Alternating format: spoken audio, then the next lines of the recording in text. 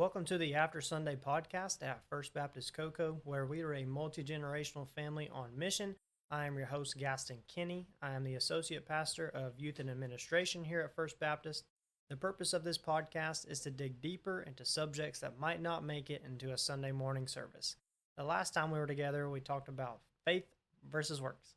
That being said, I'm here with our senior pastor, Dr. Dean Williamson. So, Pastor Dean, First Baptist Church of Cocoa was established in 1910. So, our church is 116 years old. We have a lot of history here. So, tell us some of the highlights and interesting events about our church. Love to talk about all that God has done at First Baptist Church of Cocoa over the years. We have a long history, but what we're going to do today is we're going to give you the highlights. When you have 116 years of history, there's some really interesting things that happen. Yeah. And also, we hope that your faith will be encouraged as you see how God has worked here in this place and among this body of believers for that long period of time. So like you said, the church is 116 years old. The very first service was held on June 12th, 1910, and right downtown where they called the town hall the Opera House. And they didn't have a building when they started. They just had 15 people, and so we have the charter members were J.N. Chalker, Della Chalker, J.T. Hodges, Carrie Hodges, J.R. Guerin, Susie Guerin, A.Z. Dixon, Mammy Dixon, Adela Rembert, Alida Platt, Ruby Platt, C.B. Owens, Della Owens, N.J. Cooper, and G.L. Combs. And so these 15 people realized there was no Baptist church in our area. Also, at the time, there was no bridge to get over to Merritt Island. So most of the traffic was by boat or by road. And but we weren't as well connected with Merritt Island as we are today. Yeah. I even have some of our older members, actually one of them who's now gone to be with the Lord, but he would talk about how before the really tall bridge between Merritt Island and here, there was a very short bridge, and there was also, it was a drawbridge, so you let the those are crazy boats go by. Yeah. And apparently one time the drawbridge was not working properly, and so he said they had to get out, and there was this huge winch type thing, or basically thing that they would push. So they would get out and push this thing to crank up the, oh my goodness, so that boats could go through or that the bridge could go back down. But it was definitely a very different day at that time. Then the church was able to build their own building in 1911. Okay. And that building from 1911 is not here today. But one thing that we do have from that building is we have the bell. We have a bell that you can, if you're driving by in Cocoa Village, 750 Brevard Avenue, you take a spin through the traffic circle, you're going to see our bell. It's on a brick base, and that is the bell from 1911 from our church, and that is the same bell that we ring every Sunday 11 times when we're starting our 11 o'clock service, and it really gets our attention and focuses us on who we're here to worship. And so that's a really special tradition that we have at First Baptist, and most of these things I'm pulling from are actually from a church history book. Our church has a 100th anniversary history book, which is awesome, by the way. So for those of you that put this together, thank you, because this is so cool. Very cool. And one of the things that I wanted to point out some interesting things that happen in the church's history before we get any further in the overall history.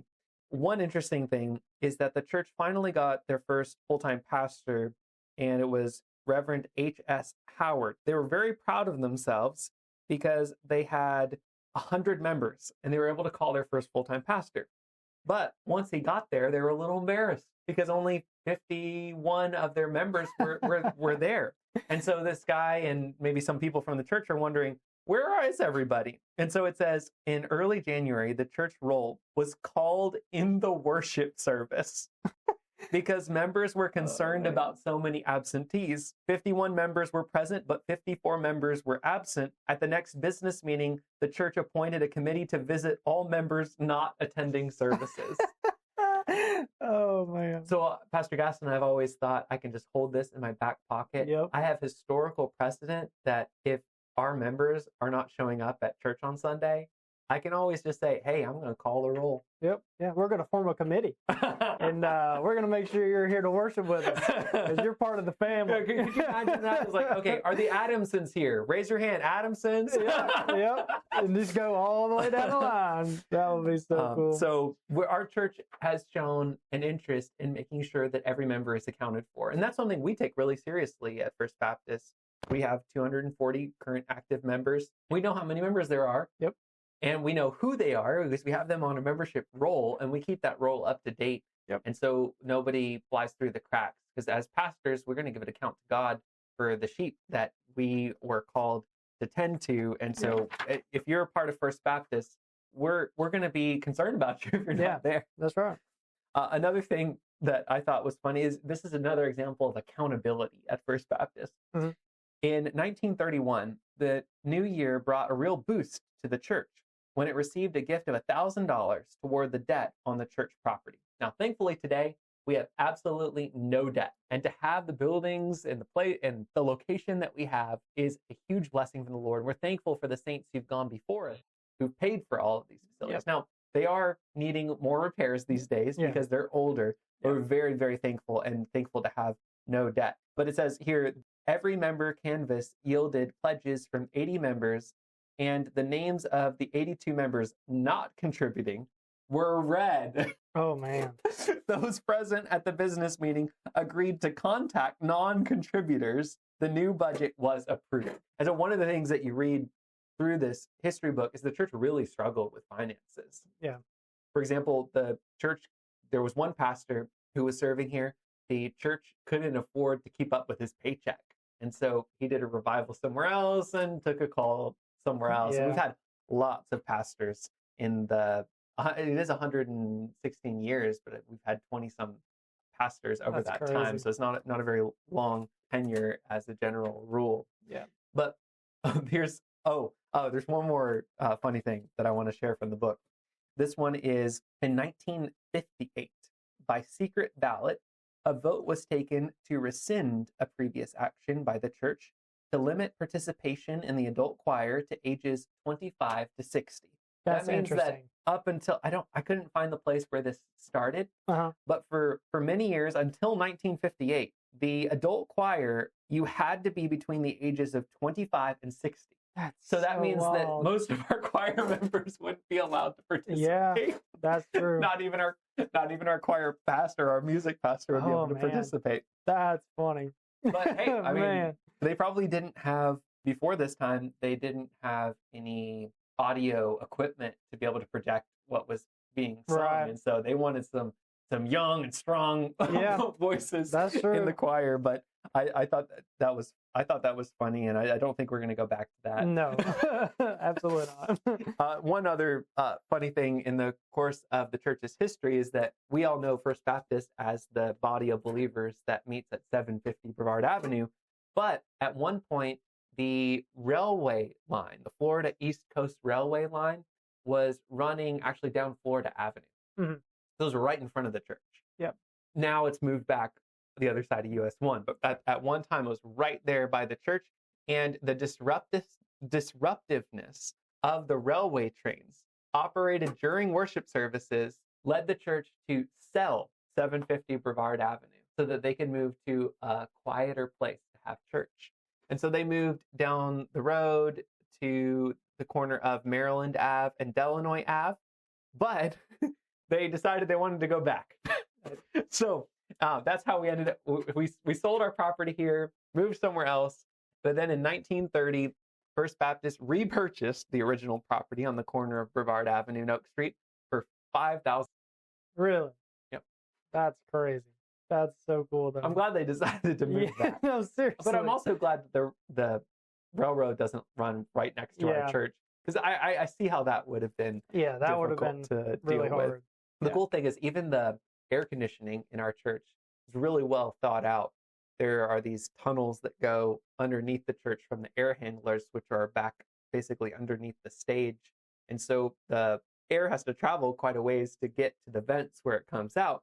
But that means that it operates really quietly, so that if there's a dramatic pause during the service, it's actually quiet. Yeah. So they really thought those things through so that people wouldn't be distracted during worship. Our current sanctuary was built during the time of Dr. James A. Sawyer. Yep. He was a pastor. He was here for 27 years. And the church grew quite a bit during his time. And then something that stood out to Pastor Gaston was all of the churches that were planted by First Baptist during that time. So Pastor Gaston, you want to share with us what you learned about that? Yeah, so from 1952 to 1989, so I'll start with 1952. First Baptist Church of Cocoa planted King Street Baptist Church. Then in 1959, we also planted Clear Lake Baptist Church. Then going back to, I guess, 1953, we also planted Frontenac. I think I'm saying that right. Yep, that's right. Frontenac Baptist Church. It's going north on US 1. Yeah. And then in 1954, First Baptist Church of Cocoa Beach. We planted that church as well. And then also Satellite Beach Baptist Church in 1963. And then lastly, we planted Rockledge Baptist Church in 1962. And on top of that, we've also assisted several other churches and ministries as well. So like First Baptist Church of Merritt Island in the early 50s, Audubon. Yeah, we gave money to help them get started. Yeah, absolutely. And then Audubon Mission in 1980 and 89, and then also assisted Cornerstone Mission in 1985 through 1988.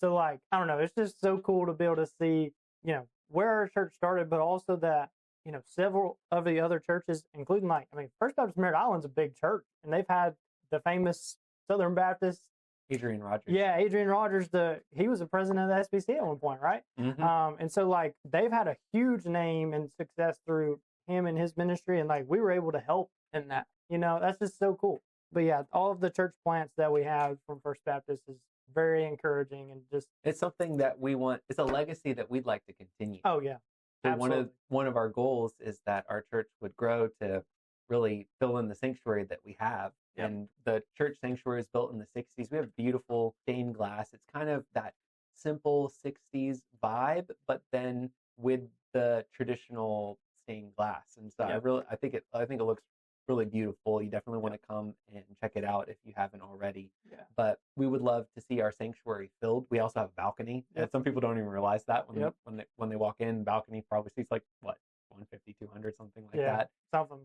So we've got a lot of room to grow, but once we do grow, our plan is not to just get as big as we possibly can, but to go back to the legacy of our church and multiply. Yep. Because if you're a healthy organism, you're able to multiply. Yep. And if you are a healthy church, then you multiply. If you're a healthy Christian, you also multiply in terms of sharing your faith with others. And now there are more people coming to Christ. Yep. So that's a legacy of our church that I would love to see us continue. And so Dr. Sawyer was a big part in his leadership, and even Stetson University honored Dr. Sawyer with a Doctor of Divinity degree for his dedication to First Baptist Cocoa and to Florida Baptist work at large. So he received an honorary doctorate for the work that he did here at First Baptist. So that's pretty cool. Yes. You don't hear that a lot. No, and Stetson used to be a Baptist college. It's really not anymore, unfortunately. Yeah. But the original sanctuary, or the sanctuary we're now meeting in, was built in 1962.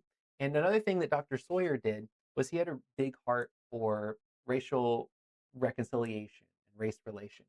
And so he did something that really, this is in the 60s. Yeah. He had the Reverend Hugh Brockton of the Metropolitan Baptist Church over to be the first Black minister to preach from the pulpit at First Baptist Cocoa. And so they did pulpit exchanges with the Black and white churches to try to integrate and to share that we were part of the same family of God. And so awesome. That's something that's really special that I'm thankful to be a part of at First Baptist. For sure. But those are some of the highlights over the years. We were also in the 90s able to build a building across the street. We call it the CAC. Do you know what that stands for, Pastor Gaston? I think it's Christian Activity Center? Yes. And so anything we do over there, it's a Christian activity. Did you know that pickleball or basketball, those are Christian activities? They are for sure. They are. Some people also call that the CAC. I've heard that, and I'm like, I don't know. I just stick with the CAC. Same. I don't often use the full term Christian Activity Center. Yeah, I'm Which is not really gonna nice. say We have a that. gym over there. We have a full Yep. kitchen. Yep. We're able to have potlucks and play games and do a lot of ministry out of that building. So in the 90s, I'm thankful Yep. that our church was able to do that. And then if you want to hear about our more recent history, you can go back and watch one of our early episodes where we talked about how we came to the church. And so that really gives the history of the church from the time that I got here. And then you shared how you came to the church. Yep. So that would be when you got there. And so we're really excited to be in this chapter of what God is doing at First Baptist Church of Cocoa. We are rebuilding and we are standing on God's holy word, and God will build his church. And so we're really excited about what's coming ahead of us. Yeah, for sure. Absolutely. Well, thank you so much for listening to the After Sunday podcast. Please like and subscribe to this channel. Also, if you really enjoy this podcast, please hit the share button so other people can hear it. If you have any topics you would like for us to talk about, please comment on this video. But until next time, we pray that the Lord would give you a spirit of wisdom and of revelation in the knowledge of him.